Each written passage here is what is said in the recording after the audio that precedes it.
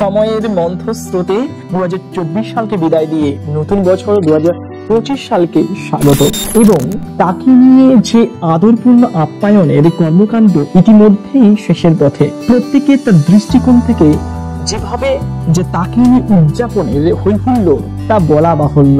কেউ বা সোশ্যাল মিডিয়াতে আহামরি আবেগ মাখানো ভাবনা চিন্তা প্রকাশ করে শুভেচ্ছা জানায়, কেউ বা ন্যাকামো শূন্য রসকসহীন শুভেচ্ছা জানাচ্ছে, কেউ বা নীরব হাস্য ইঙ্গিত দিয়ে শুভেচ্ছা জানাচ্ছে। তবে সময়ের কালস্রোতে অনেক স্মৃতি হারিয়েছে, যেমন ম্যানুয়াল গ্রিটিংস কার্ড। কয়েক বছর পিছিয়ে গেলে এই গ্রিটিংস কার্ড দেওয়া নতুন বছরে একটা আলাদা বহিঃপ্রকাশ।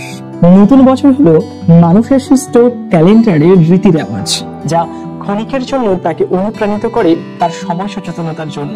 সবাইকে তোয়াক্কা করে সময় তার নিয়মে মন্থরগতিতে ধাবমান। তার কোথায় যে শুরু আর কোথায় যে শেষ তার নির্দিষ্ট বিন্দু আমাদের কাছে অজানা। তার পথের কয়েক বছরের জন্য পথিক মাত্র আমরা। তাই আমাদের কর্মকাণ্ডগুলি অতীত ইতিহাস হিসেবে পড়ে থাকে। পরবর্তী প্রজন্ম সেটা কেউ তুলে দেখে কিংবা এড়িয়ে যায়। নতুন বছর হলো মনের একটি ইলিউশন বা মোহ, আসলে ক্যালেন্ডারের চতুরতা। আমি প্রত্যেককে জানাই হ্যাপি নিউ ইয়ারের বদলে happy new ideas of the year.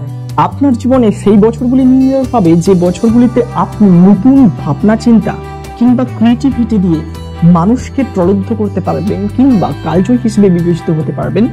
আর সেই বছরগুলি প্রত্যেকটি বছর হচ্ছে আপনার কাছে নিউ ইয়ার হিসেবে বিবেচিত হবে। আচ্ছা বলুন তো, বছরের শেষে অপ্রয়োজনীয় অতীত ইতিহাসকে ভুলতে পেরেছেন কি? আর যদি পারেন তাহলে এটা আপনার কাছে নতুন বছর।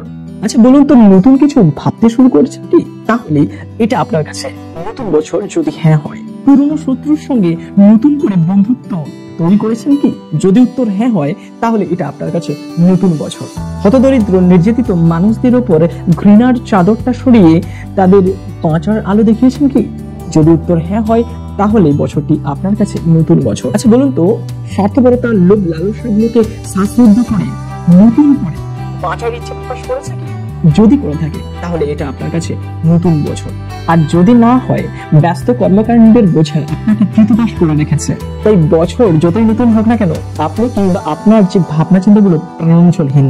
তাহলে নমস্কার, ভালো থাকবেন। আপনার জীবনের শৌখিন সময়টাকে সঠিক কাজে ব্যবহার করুন, যাতে প্রত্যেকটি সাফল্য বছর আপনার কাছে নতুন বছর কিংবা